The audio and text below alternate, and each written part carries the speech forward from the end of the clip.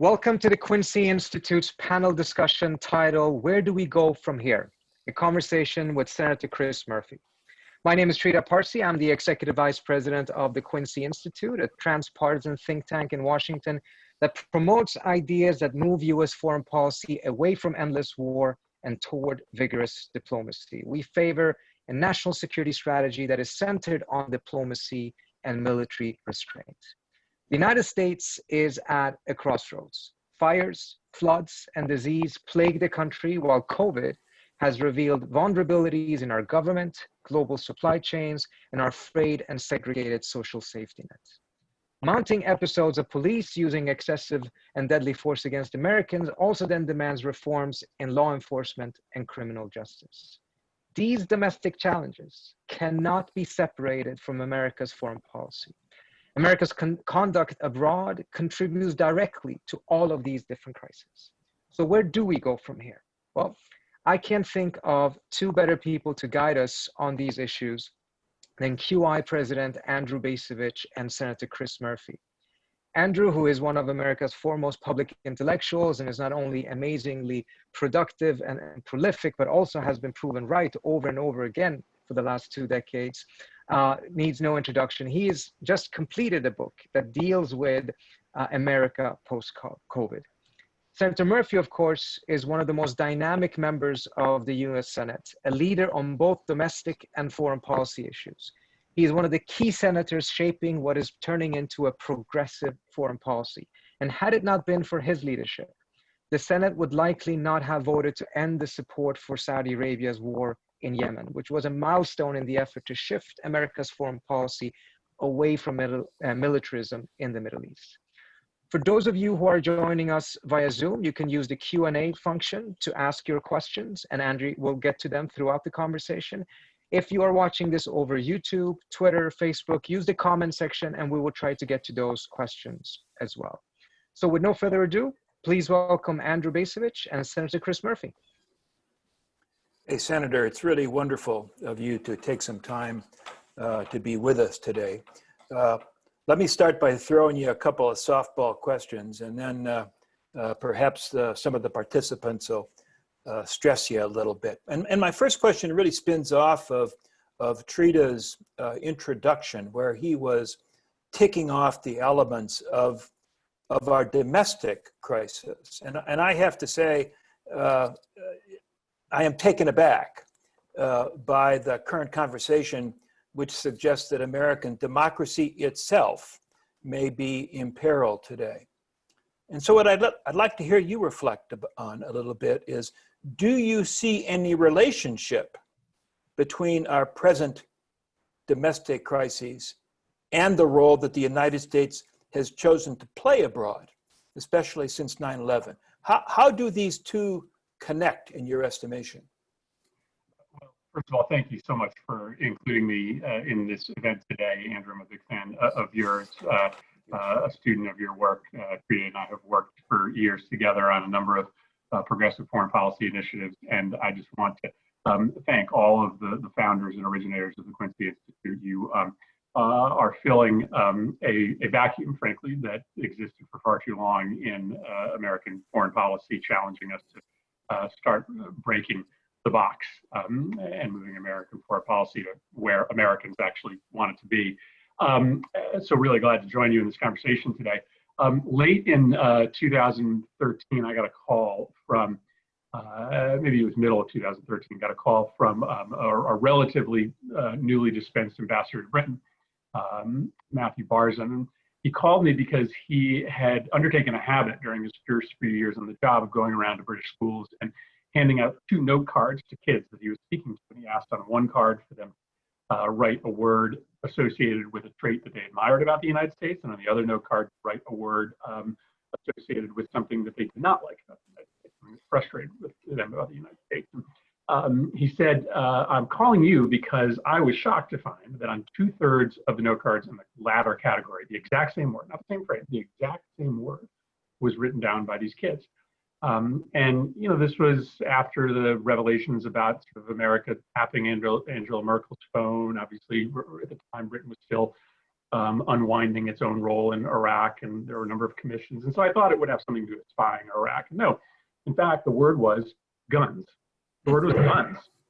It was British children's inability to understand why America allowed for things like Sandy Hook or the regular gun violence that they watched play out on the streets of American cities. It was their inability to understand why we allowed that to happen, which was the most frustrating thing to them about our country. And it is, and has been since then, a reminder to me that there is absolutely no separation between America's domestic policy and our ability to protect ourselves and move conversations abroad. We have, for a very long time, been dependent on our model, our political model, our democratic model, our economic model, in order to attract those to stand next to us, folks who ultimately want to enjoy some of the prosperity and success that have been enjoyed by American citizens. But as our model atrophies, right, as our democracy gets weaker, as fewer and fewer Americans can participate in the political process, as more and more Americans are felled by gun violence, as more and more Americans are economically immobile, all of a sudden, America just looks more and more like the sick child of the world, rather than as an example to follow. And from the very beginning, our ability to lead internationally has been dependent on our ability to be strong domestically. And so that, to me, was always, sort of the most specific example of how something that you would think is purely a domestic concern, gun violence in American cities, the phenomenon of mass shootings, is actually a foreign policy issue, and that our sort of chief task ahead of us in 2021 as we seek to repair American foreign policy is to repair American domestic policy. Nothing we do at the State Department, nothing we do at the Department of Defense will be effective unless we figure out how to right the ship right here in the United States. So a penchant for violence abroad, which has been particularly prominent as a theme of US policy since 9/11, breeds or underwrites violence at home. That's the essence of your argument. No, listen, we have an exceptional level of violence in this country. Homicide rates 20 times that of our high-income neighbors, but we also export an immense amount of violence. This is a nation that, from its founding, has been predicated on a relationship to violence, right? We cheated to economic prominence by enslaving millions of African Americans. That necessitated mind-numbing amounts of violence. And this country became anesthetized to the use of violence in order to secure ourselves, in order to promote our nation's image and our reach. And that has never changed. We still use violence in the United States in order to maintain a racial caste system, and we still rely first, second, and third on the use of violence internationally to try to maintain our global hegemonic position. And it isn't working in the United States, and it's not working globally. It calls for just a fundamentally new conversation with the ways in which violence has abandoned us as a mechanism. Well, I mean, I find that persuasive. And yet, I mean, I'm only a distant observer. I'm not, I don't have my pulse on Washington. But as a distant observer, it seems to me that whereas there is today a much greater appreciation for the significance of domestic violence, I mean, in many respects, this finds expression in the Black Lives Matter movement, for example. And yet, doesn't seem to be much appreciation, as far as I can tell, for the negative consequences of our willingness to use violence abroad. I mean, the Pentagon budget just keeps going up. There does not seem to be any serious conversation about what we're getting for our money, what we, the American people, are getting for our money. And President Trump's efforts, which have been ham-handed and inconsistent, to bring an end to what he calls, what many call, endless wars, tend to be resisted, as far as I can tell, by the foreign policy establishment. So in other words, greater awareness of the role of violence domestically and how that relates to a variety of other problems within our society. But it seems to me still, particularly in the foreign policy establishment, a certain obliviousness about violence as an instrument of foreign policy. Why don't the two connect? Right.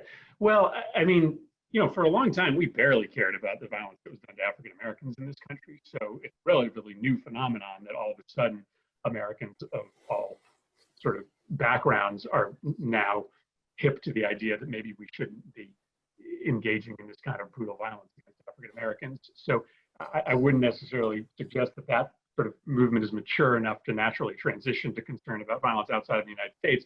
But to your point, yeah, I mean, everybody talks about the defense industrial complex. It's the foreign policy complex. It is people in this town who make their living by creating American solutions for every single problem around the globe. And, when you get elected to Congress, that's a huge achievement, right? It's the apex of most people's career. And you want to believe, having arrived at this place that you've sort of seen on TV and in movies, that it can solve everything. Because why work so hard to get to Washington, D.C. or to find a seat on the Foreign Relations Committee if America can't solve every problem around the globe? And then you have all these smart people coming in and telling you that you can. And that why have a $600, $700 billion military if you're not willing to use it? And so I think much of it is due to the sort of hubris that comes along with being a member of the United States Senate or Congress, that foreign policy establishment that can't exist if they don't come up with American solutions. And then this standing army, right? This standing army that looks like a real waste of money unless you are using it in 6 or 7 different places around the world, which is why many of us are now supporting, just broad-based reductions in defense spending, because we're not sure that there's any other means to sort of push American foreign policy in directions other than DoD spending. But why? I mean, when one thinks about our recent military experience, let's just focus on the Iraq War of 2003. I can't imagine that there is one American in 100 who thinks that the Iraq War went well, that it ended well. And yet and again, this is an outsider trying to understand what goes on inside. There doesn't seem to be a heck of a lot of serious reflection on the implications of the catastrophe that resulted from our invasion in Iraq. It's as if there's a collective inclination to kind of, let's just move on. Tell me if my perception's wrong, No. But if it's right, why this absence of willingness to reflect? Of course it's right. Of course it's right. And you have example after example of how this hubris remains. Whether it be our complicity in the atrocities of Yemen, whether it be this belief that a handful of weapons handed to so-called vetted militias in Syria was going to turn the balance of a conflict that American foreign policy experts couldn't even understand and explain. We have not learned those lessons, and the American people have. I mean, what's the disconnect here is between sort of American foreign policy and reality, but also American foreign policy and the American people. Listen, I've only had a handful of what I call supermarket moments in my life, where like people were so angry at me that they didn't wait to approach me across the supermarket. They would yell across the aisle at me. And one of those moments was Labor Day 2013, when the president came to Congress for authorization to drop bombs in Syria. People did not want to do that because they knew that that was likely just going to drag us into another mess that we couldn't win. And so the disconnect is on multiple levels. So why? Well, one of the reasons is that just like the gun debate, where for years the gun lobby had persuaded members of Congress that you couldn't take them on, that the issue of guns was a third rail, so has the defense industrial complex and much of the foreign policy complex convince members of Congress that if you don't meet sort of kinetic threats to the United States with massive amounts of force, then you are portraying political weakness. And the minute you start talking about diplomacy is the minute that you lose the argument. We have bought this fallacy, this mythology, and thus, when there's an offer to meet a threat overseas with an aircraft carrier or another deployment of 1,000 troops, we jump at the opportunity, because if we started to talk about a different way to attack that threat, we're conditioned to believe that that will be perceived as political weakness and someone will outflank us. That's not true, but that's, I think, what you are trained in as an incoming member of Congress. Let me shift gears a little bit and get you to talk a little bit about threats to U.S. national security. Maybe a better term would be challenges that we face. How would you prioritize them? How would you prioritize, what are the threats that exist that worry you the most, existing threats? But what are the emerging threats that may not have fully materialized that you worry about? And then for both categories, do you think that the United States has in place the means to address these challenges? Sure. Well, right, that's a really long answer. So let me make it really slim and maybe an invitation for further conversation. Okay.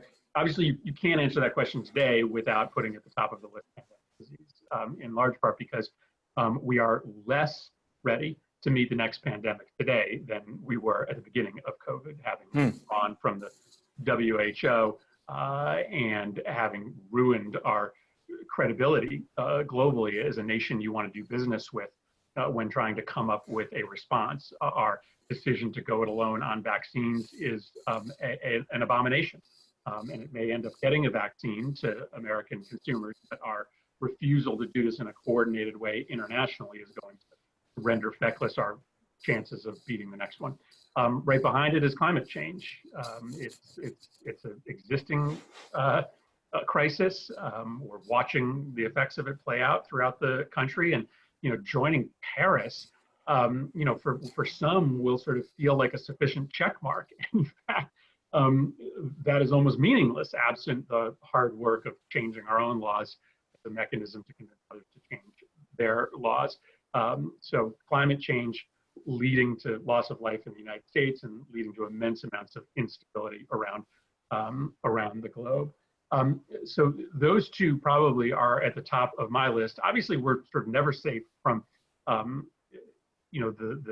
the handful of extremist bad actors that still plot against us. But, frankly, we are making their life much easier these days by helping to create vacuums of leadership, chaos on the ground in places like Yemen, where they can proliferate. So I guess another threat to the United States, you may think of it as terrorism, but to me, it's this continued military hubris that we have, right, and creating the space for these groups to operate.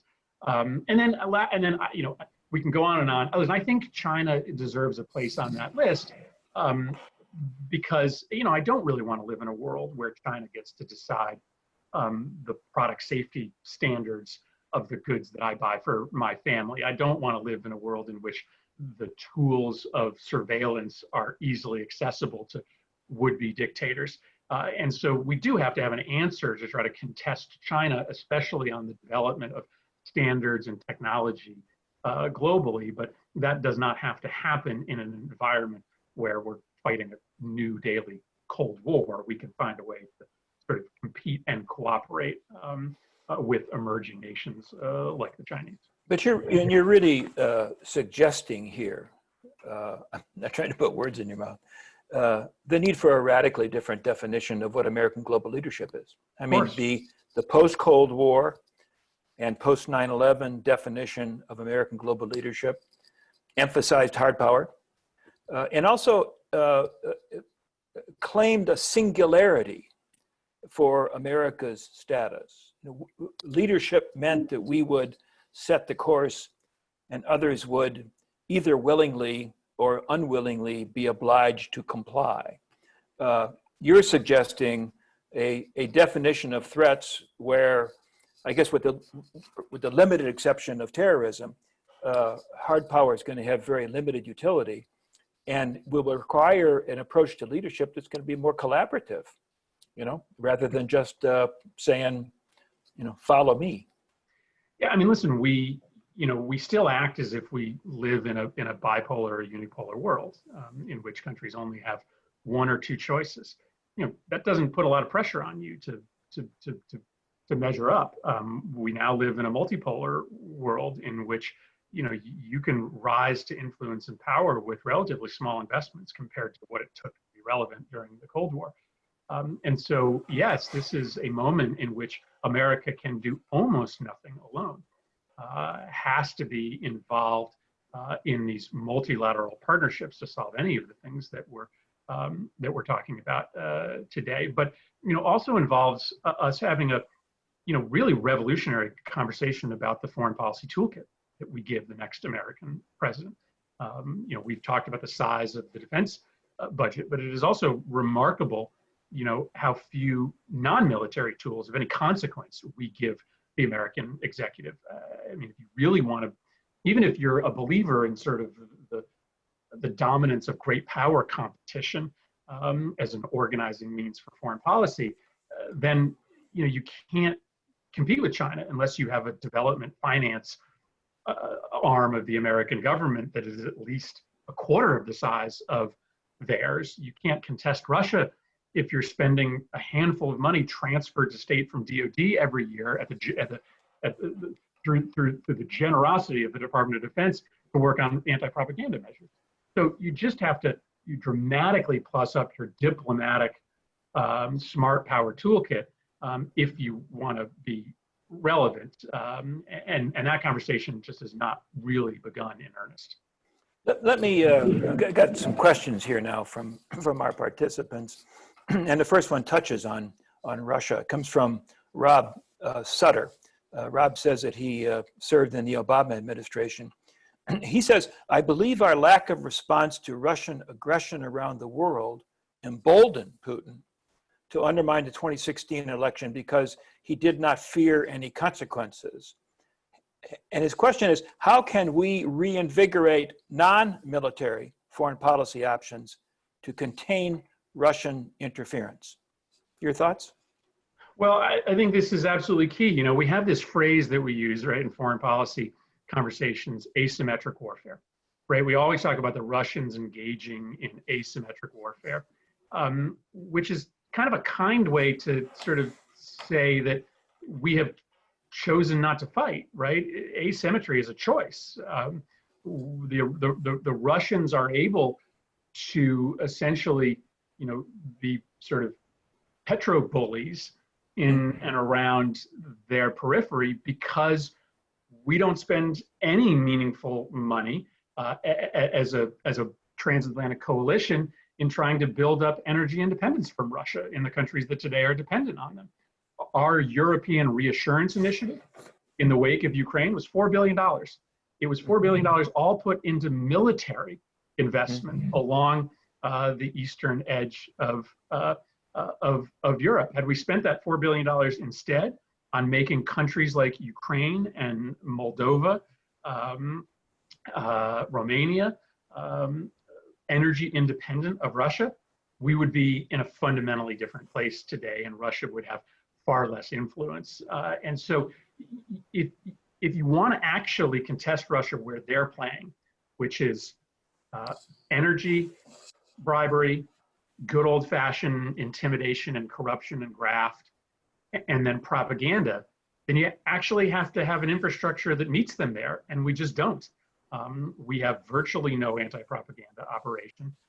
We have zero dedicated anti-corruption officers in any embassies around the world, and we spend a pittance on helping countries become energy independent. So you just ultimately, if you want to play in this space, and let's have a conversation as to whether it's worthwhile to play in this space. But if you do, then you've got to stand up to your capacities.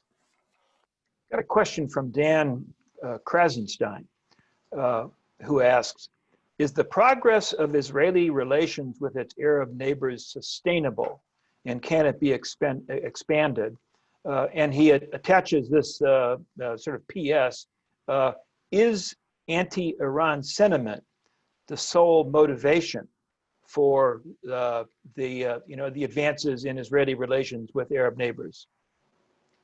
Well, I think you point out the organizing principle here, which is that these agreements, and I welcome them to sort of set a path of normalization of relations between Gulf states and Israel, is essentially just a sort of official imprimatur on a balance of power that has sort of been the facts on the ground for a decade, which is the Gulf nations, as Iran has risen to prominence in the wake of the US invasion of Iraq, the sort of, whereas 30 years ago, the sort of organizing paradigm in the Middle East was centered around the Israeli-Palestinian conflict. Now the organizing paradigm is Iran and its friends versus the Sunni states and their friends. And Israel is counted as a friend of the Sunni states and enemy of Israel. So long as American foreign policy continues to help Iran gain prominence in the region, then you will probably continue to have a coming together of the Sunni states and Israel. And listen, to some extent, that certainly plays to the benefit of Israeli security. I think Netanyahu has also done hesitate to figure out the adjective here, but he has effectively neutered the power of the Palestinian voice such that they just sort of have less influence in the region or internationally, and thus with sort of less influence, with less power, with more infighting, with less players that are willing to come to their defense, it makes it a lot easier for Netanyahu to cut some of these deals as well. But yeah, I think so long as Iran's power continues to grow, again, largely through the backwards foreign policy of the United States, Israel will continue to have this detente between the GCC and them. So John McAuliffe wants us to talk about sort of the great afterthought of American statecraft, which is our own hemisphere. And he asks, can you imagine a Biden administration? I guess that assumes that there will be one. Can you imagine a Biden administration seeking a reset in our relations with Latin America? And in particular, with regard to US relations with Cuba and Venezuela. Can you talk a little bit about that? Yeah, I can. I was one of the first in Congress to predict how badly the president's Venezuela policy was going to go. There was lots of bipartisan cheerleading for the recognition of Juan Guaido early on. To me, that seemed to be a very poor strategic decision for the United States to play all of our cards right off the bat without gaining consensus in Latin America for those moves. And B, it risks making us look incredibly weak and feckless in the long run if we were to recognize a leader of a country who in fact wasn't the leader of the country and put him in charge of an oil company when he doesn't have control of the military or the economy. We don't do that in other countries. We don't recognize the legitimate winner of the last Russian presidential election. We recognize Vladimir Putin as the leader of that country, because to do otherwise would make us look pretty silly. We look pretty silly right now with the amount of effort we spend to try to undermine Maduro, which in the end has just emboldened him and frankly further cemented him. But part of the reason that we were ineffective in Venezuela was because of our decision to cut off the restoration of relations with Cuba, and because of our inability to talk to China about anything other than trade. And so there was, I think, an early path to at least have a run at weakening Maduro, but it would have only come through a more comprehensive and cogent conversation with both the Chinese and the Cuban government. And obviously the Trump administration has no ability to do that. So yes, the Biden administration, if they choose to go back to the well and make this fight over Cuba, which is always an uncomfortable one because you're fighting Democrats and Republicans, it's worth it in and of itself. But it also is the only mechanism by which we may ultimately be able to reverse the damage we've done in Venezuela, to be able to not only work with the Cubans, but again, take that issue off the table, which allows us to work with a lot of other partners in the region who just sort of keep America at arm's bay so long as we're not willing to deal with the Cuban regime. It really does seem that taking some of these legacy issues off the table would facilitate shifting attention to some of these emerging problems, whether it's public health or whether it's dealing with climate change. There's so much energy and attention, Cuba being a good example, I think, absorbed by issues that, back in 1962 might have seemed like they were a big deal, but it's not clear that they ought to be a big deal in 2020. Kelly Vlahos is a recent addition to our QI team, and by golly, is she welcome. She has a question for you. And it goes like this. The Trump administration has greatly increased the number of economic sanctions on individuals and countries.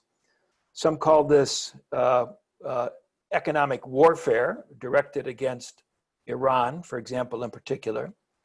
Do you agree with economic sanctions as a tool of foreign policy? Do you think they work?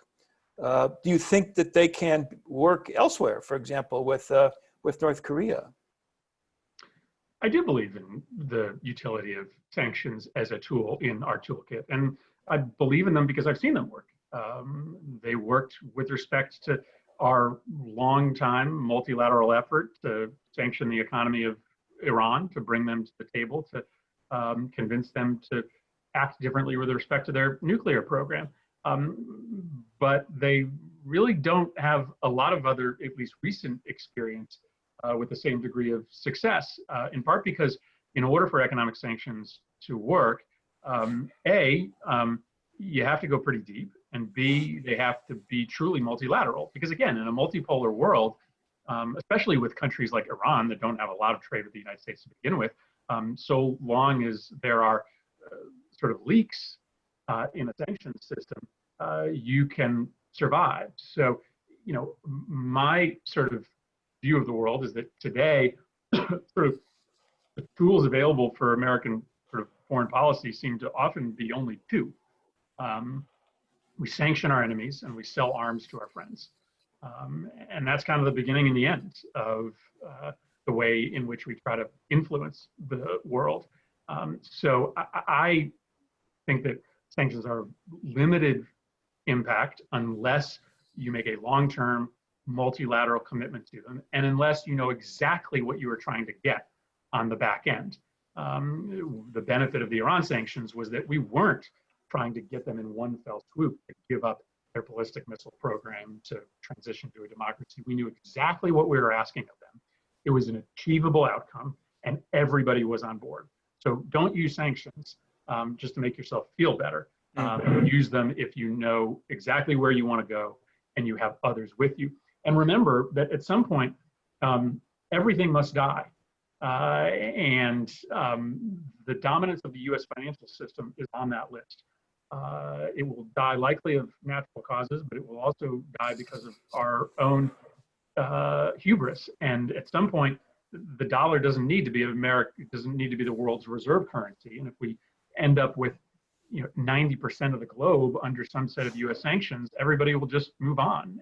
And ultimately, our economy will be the worst for it. So it's also important. No, you tiring of our sanctions.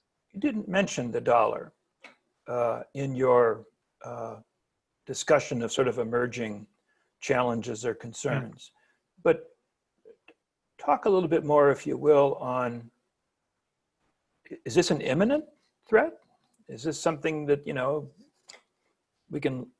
I could let my grandchildren worry about? I mean, how does that stack up?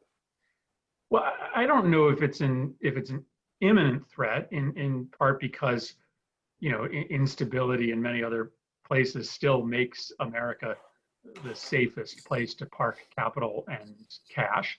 But China is going to make a run at the dollar in the next 20 years, maybe not the next 5.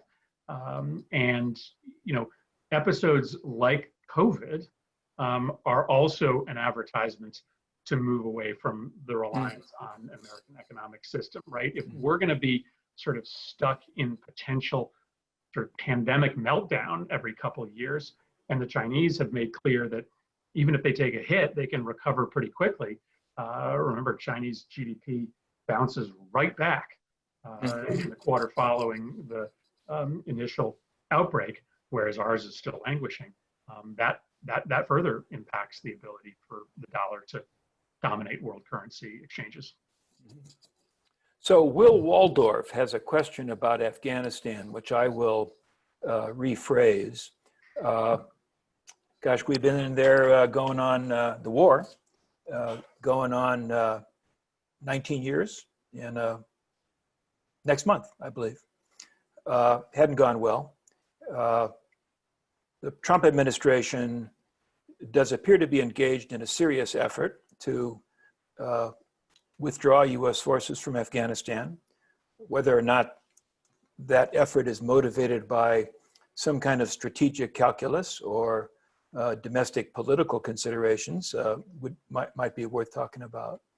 But where are you on the effort to end the Afghanistan war, and where are you on the apparent terms of the peace agreement that has been negotiated at the behest of Ambassador Khalilzad? Well, there was rightly much ado surrounding the disclosure regarding Russian bounties being put on the heads of U.S. soldiers in Afghanistan, and far be it for me to understand why our president has not raised that issue more publicly and more forcefully with the Russians. But it was, to me, in many ways, first and foremost, an example of how our continued occupation of Afghanistan, our continued sort of open presence in that country, makes the cost of doing damage to American interests so low. I mean, the prices being paid for those bounties, wouldn't buy a quarter of an airplane. And it just sort of shows how by deploying ourselves out into these dangerous places, we expose ourselves for all sorts of trouble and make it really easy on our enemies to disadvantage us. Of all the things that I've criticized the Trump administration for, I think that they have sort of largely, had the strategy right on Afghanistan, in that we should use our presence there today to negotiate an exit that's as good as possible for the people of Afghanistan. But we should not believe that by staying there any longer, we are increasing our leverage. In fact, had we engaged in this serious dialogue 10 years ago or even 5 years ago, we probably would have cut a better deal than we will today. The Taliban is just gaining strength. So I am someone who, for years in the House of Representatives voted against the defense budget because I wanted to prompt a conversation about pulling our troops out of Afghanistan. And now I hope that the president is able to execute, I don't really care when it is, an agreement to leave. I'm very much in agreement, but how do you respond to the argument that I've heard that, in effect, we will be abandoning Afghanistan, and in particular, therefore, will be putting in jeopardy Afghans who either supported our effort directly or who believed the promises, believed the rhetoric about advancing human rights, women's rights, democracy. How do you respond to that? Well, I mean, listen, there's a number of ways to respond to it. First, our commitment to the Afghanistans was predicated, to the Afghanis was predicated on them using our assistance and the help that we provided in order to stand up a functioning government and a functioning economy. And that is still a nation rife with corruption, a country that is, potentially ungovernable ultimately from a federal seat. But the responsibility here is not simply on us, although I do believe that when you invade a nation, you have some responsibility to at least guide it on a pathway back to reconciliation. The Afghanis themselves have had a long time to use our money, use our support, and use our advice to come up with a much more functional way of managing affairs. Second, there have been substantial gains made, and it's not a foregone conclusion that all of those gains are lost. Women do have much more access to rights and education. A sizable portion of the country is electrified that wasn't 20 years ago, and not all of those gains are necessarily erased. But our presence there has brought misery as much as it has for others protection. The continued dominance of the Taliban, the continued fighting that kills thousands of Afghanis a year is our responsibility, is due to our occupation. And so we shouldn't downplay the number of lives that will be saved by the US withdrawing. We shouldn't downplay the success we have had in advancing rights for communities like women. And we also shouldn't absolve the Afghan people themselves and the leadership of that government for their responsibility to take control of their own affairs. Yeah, part of the problem appears to be, I'm an old Vietnam guy, so this was part of our problem in Vietnam, was we have these expectations about our capacity to build up other people's armies, to impart skill, to impart motivation, so that we can accomplish our objectives and, in a sense, turn the country back to the people whose country it is. And time and again, this has been the case in Afghanistan, it was in the case in Iraq, in the case in Vietnam. We overestimate our ability to build up effective forces. And to me, it's another one of these things that I don't understand why those failures don't get more attention. Let me turn to something that I believe is of interest to you. And I think the phrase is attributed to you, of hardening the State Department. Could you talk a little bit for us on what that phrase implies, of what this notion would yield in practical terms? Yeah, and let me put sort of one last point on the discussion we were just having, which is, for a period of time, I went to Afghanistan every 2 years, and in doing so, I would catch the new two-star in charge of training Afghan forces every 2 years. And I think I did it 4 times. I think over 8 years, I was there 4 times. And it was just, it was like clockwork. It was the same presentation every time. The new general would say, okay, obviously what the guy before me was doing wasn't working, right? Failure admitted, didn't get the job done. Here's my 17-slide PowerPoint presentation. I'm going to do better. And then you go back to Washington, you come back 2 years later, and the next guy would be like, okay, got it, didn't work, right? Afghans not trained, but here's what we're doing now. And it just becomes kind of, it's not comical, but it sort of exposes this myth. So hardening the State Department. So I remember sitting in a conference room outside of the Munich Security Conference in early 2016. I was talking with one of our top diplomats in Iraq, and this is just after President Trump had announced he was putting in about 2,000 US troops into the really sensitive parts of the country, into Syria.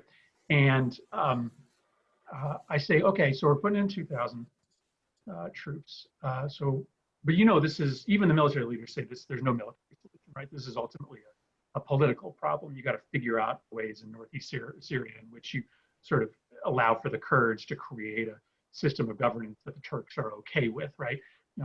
So how many diplomats do we have here? How many diplomats do we have on the ground working that political problem in northeast Syria as a complement to the 2,000 soldiers? The guy sort of thinks to himself, he's like, well, we had a guy, but I think he left. We had nobody. We had not a single diplomat in northeast Syria, when every single military commander would come up to the Hill and say, yeah, we've got 2,000 troops there, but we know ultimately there's no military solution. And this is a consequence of just general neglect, but also a consequence of Benghazi. After Benghazi, the State Department essentially decided that they weren't going to put diplomats, experienced political people, into dangerous places. We have got to remedy that because, well, I'm not looking for sort of a major US presence in any sort of distant, far off Middle Eastern Arab speaking place anytime soon.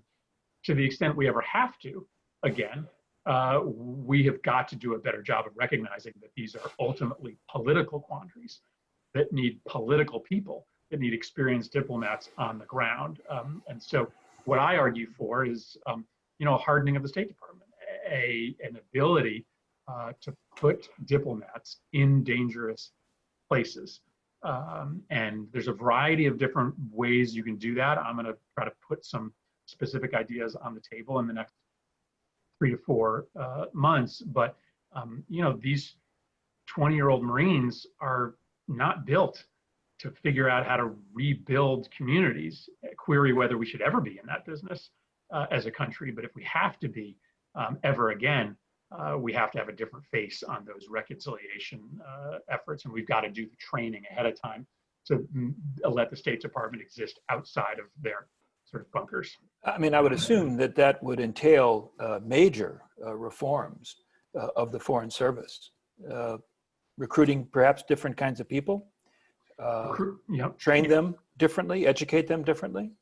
Yeah, and it also doesn't have to fundamentally reshape the mission of the entire department. It may be that you're looking at sort of particular groups of differently trained diplomats, folks who are sort of have hybrid training, both in diplomacy and politics, but also have a different level of security training. So, we're talking this week about whether or not we're going to close our embassy in Baghdad.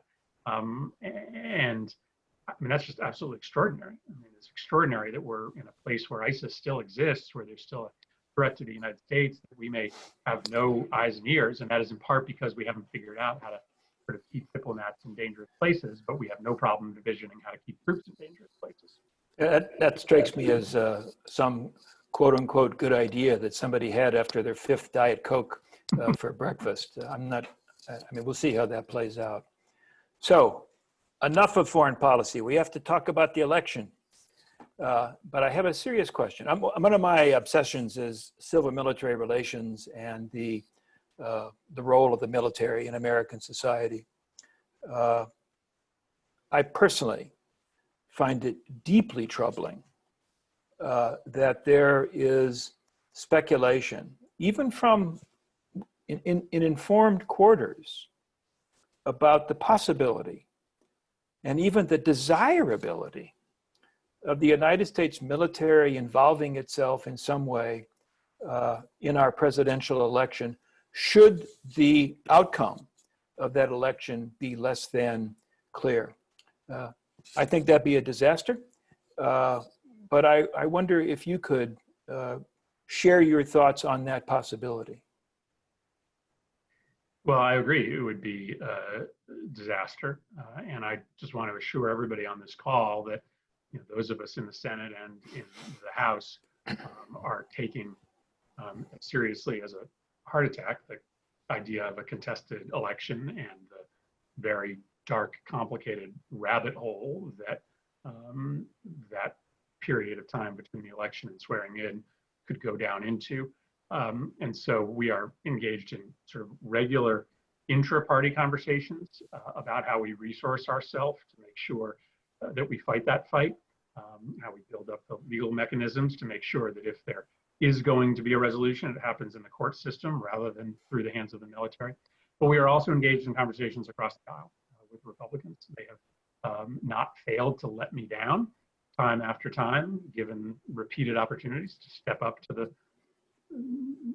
megalomaniacal president, but we are trying to make sure that we're sort of getting ready for a moment in which there may be an illegitimate contest, and members of the president's own party have to step in and do the right thing. And I say that not because people shouldn't worry about it, but for people that believe in one of these two candidates, I don't want folks to worry about it so much that they don't act on behalf of the candidate they believe in, because the best way to protect against a false manufactured contest is for one candidate to win by a large margin. And so I do worry a little bit about activists' obsession with this question about transition, such that it's preventing them from actually going out and working for, in my case, of course, Vice President Biden. I am reassured when you say that. No, I'm serious. I am reassured that there are inter-party conversations across the aisle, because right now there's just a heck of a lot of posturing that makes me nervous. Yeah, listen, and I think it's also, we've spent a bunch of time, with lawyers already. The law, for instance, where this goes wrong is probably chiefly around the issue of counting mail-in and absentee ballots, and an attempt to sort of cut that off early or create a contest over the legitimacy. The laws around sort of when you stop counting are pretty clear. I mean, it would take a very irregular abuse of judicial power in order to cut off that count. And so long as that count occurs, unless you're in another Florida situation where you're literally talking about hundreds of ballots, then the law is very, very clearly on our side when it comes to sort of that initial contest that the Trump administration may try to create. Well, I think we are coming close to running out of time, but I want to give you an opportunity for last thoughts. It could be that you wanted me to be asking some questions that I missed, but any concluding reflections that you would have, again, not about politics, but back on the trajectory of U.S. policy and how you'd like to see it change. Well, I mean, I guess I would just come back to, my ongoing obsession, which is the way in which we spend dollars. It's sort of trite and hackneyed at this point, but the hammer and a nail analogy is apt, right? When you've only got one tool, you just keep on using it. And the fact that we're spending more money on our military today than we are, that we have more people employed at military grocery stores today than we have diplomats, and the State Department tells you that something is very, very wrong. I was in Dublin last year, right at the moment that the Irish government was making a big decision about their new 5G build out. And, obviously we have a dog in that fight. What I heard while I was there is that the Chinese, because they were trying to win the contract for Huawei, had just dumped dozens of new diplomats into Dublin to win that fight. And I was sitting around a table at our ambassador's residence with a military attaché, a decent 45-year-old guy who had, as part of his giant portfolio, tech. He was our diplomat on the ground trying to beat back this onslaught of Chinese diplomacy on behalf of Huawei. And so, if we keep on spending 20 times as much money on the military and intel as we do on smart power, then we will continue to lose influence.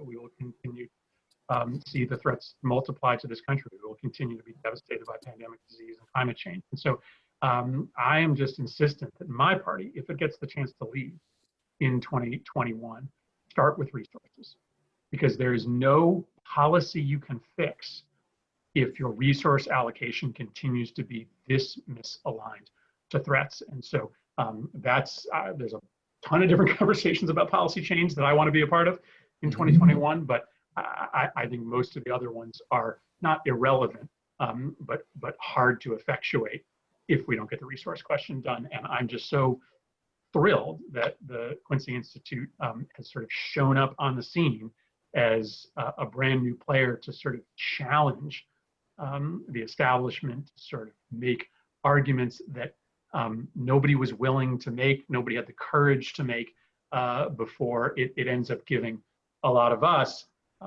cover to engage in those very same conversations. And whether we like it or not, we're politicians. Sometimes we need that cover, and you guys are giving it. Yeah, well, we know we're a startup.